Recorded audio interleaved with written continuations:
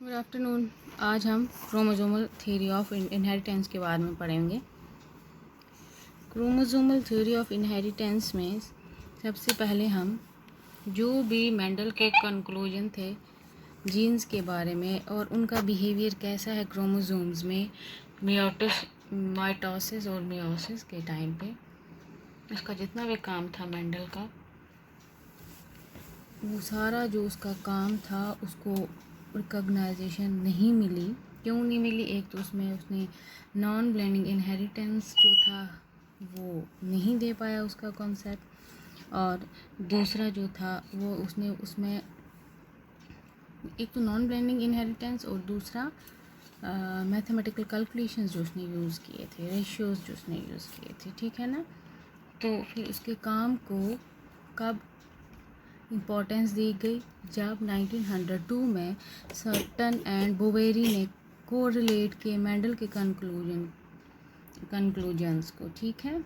Certain जो था उसने क्रेडिट किया क्रोमोसोमल थ्योरी ऑफ इनहेरिटेंस को। उसने क्या बताया कि क्रोमोसोम्स जो होते हैं वो पेयर्स में प्रेजेंट होते हैं। ऐसे ही मेंडल ने भी यही बोला, जो भी जीन है वो किस में प्रेजेंट होता है, उसके दो फॉर्म होते हैं जिसको अलील्स बोलते हैं, ठीक है ना। और इन पेयर्स को क्या बोलते हैं? होमोलॉग्स क्रोमोसोम्स बोलते हैं, ठीक है ना, जो सेम एक जैसे होंगे। ये कब सेपरेट होते हैं? मियोसिस में, ठीक है, ताकि जो इनके अलील्स हैं वो क्या हो जाएं? सेग्रीगेट हो जाएं, ठीक है ना। अलील्स जो होते हैं वो सेग्रीगेट होते हैं। ये कौन सा लॉ है? लॉ ऑफ सेग्रीगेशन, जो कि मेंडल ने दिया था, ठीक है। और जो भी मियोसिस के प्रोडक्ट्स होते हैं उनमें एक ही होमोलोगस क्रोमोसोम प्रेजेंट होता है, दोनों नहीं होते हैं, ठीक है। और जब भी फर्टिलाइजेशन होती है उसमें रेस्टोर हो जाते हैं पेयर्स ऑफ, दोनों पेयर ऑफ क्रोमोसोम्स, ठीक है। और जीन्स जो है वो कहाँ प्रेजेंट होते हैं? क्रोमोसोम्स के ऊपर। जीन्स जो है वो एक स्पेसिफिक पोजीशन जो है उनकी कहाँ होती है? क्रोमोसोम के ऊपर, ठीक है। मियोसिस में क्या होता है? क्रोमोसोम्स में सेग्रीगेशन होती है और लॉ ऑफ इंडिपेंडेंट असॉर्टमेंट। ये कौन सा काम था? जो मेंडल ने किया था, जो उसने ला दिए थे, ठीक है।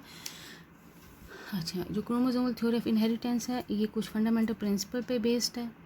एक तो ये बताती है कि जो क्रोमोसोम्स हैं इनमें जेनेटिक मटेरियल होता है, क्रोमोसोम्स रेप्लिकेट हो जाते हैं और ये पेरेंट्स ऑफ स्प्रिंग्स में चले जाते हैं। न्यूक्लियस जो होता है यूकैरियोटिक सेल्स का, उनमें क्रोमोसोम्स होता है जो कि होमोलॉग्स पेयर्स में प्रेजेंट होते हैं। जब मियोसिस होती है हर एक होमोलॉग पेयर जो होता है वो सेपरेट हो जाता है इनटू 1 और 2 डॉटर न्यूक्लियर, ठीक है। जब भी गेमीट बनते हैं डिफरेंट टाइप के होमोलॉग्स, नॉन होमोलॉग्स क्रोमोसोम जो होते हैं वो इंडिपेंडेंटली सेग्रेट होते हैं। हर एक पेरेंट जो है वो कंट्रीब्यूट करता है एक एक सेट ऑफ क्रोमोसोम, ठीक है। एक सेट देता है ऑफ सिबलिंग्स को फादर और एक देता है मदर, ठीक है। दोनों सेट्स जो होते हैं वो इक्विवेलेंट होते हैं और हर जो होता है उसमें एक पूरा कॉम्प्लीमेंट होता है, किसका? जीन्स का होता है, ठीक है।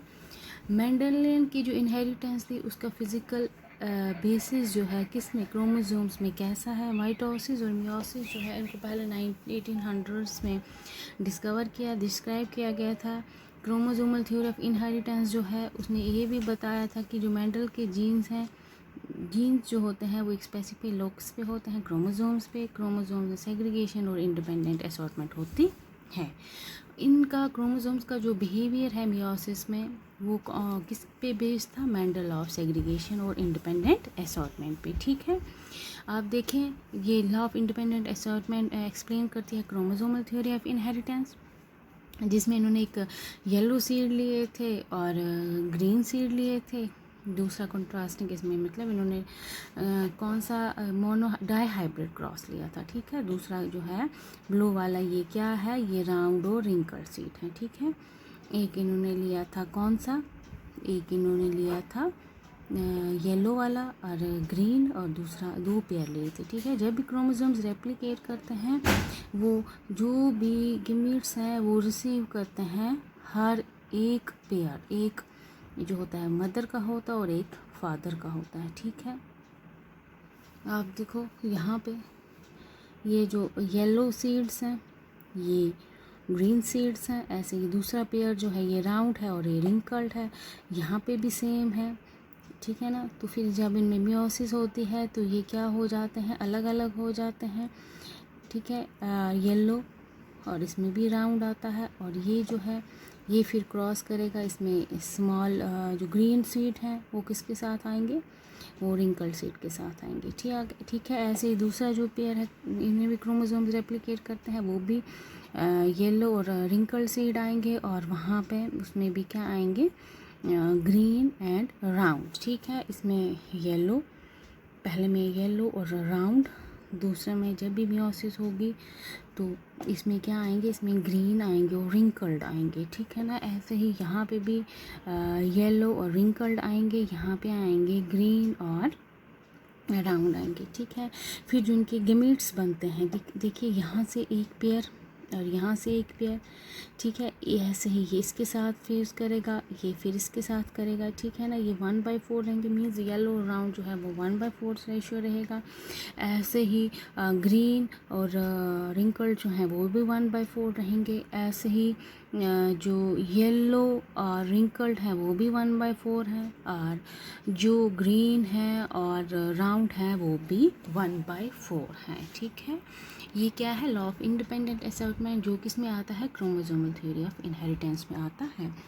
अच्छा, ये जो थ्योरी ऑफ इनहेरिटेंस है इसी ने ही मेंडल्स के लॉज को इम्पोर्टेंस दिलवाई, ठीक है। इसके रिकॉग्नाइज कराया, इसका काम को जो कि मेंडल का काम काफ़ी देर रिकॉग्नाइज नहीं हुआ।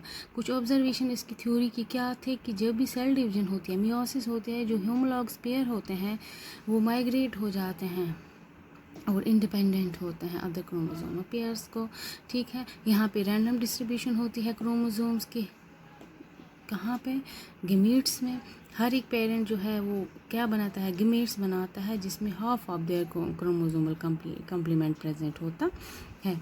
मेल और फीमेल गेमीट्स जो होते हैं वो साइज़ में डिफ़र करते हैं, और मॉर्फोलॉजी में उनका सेम नंबर ऑफ़ क्रोमोसोम्स होते हैं, मींस हम ये बता सकते हैं कि उनमें इक्वल कंट्रीब्यूशन होती है हर एक पेरेंट की, ठीक है।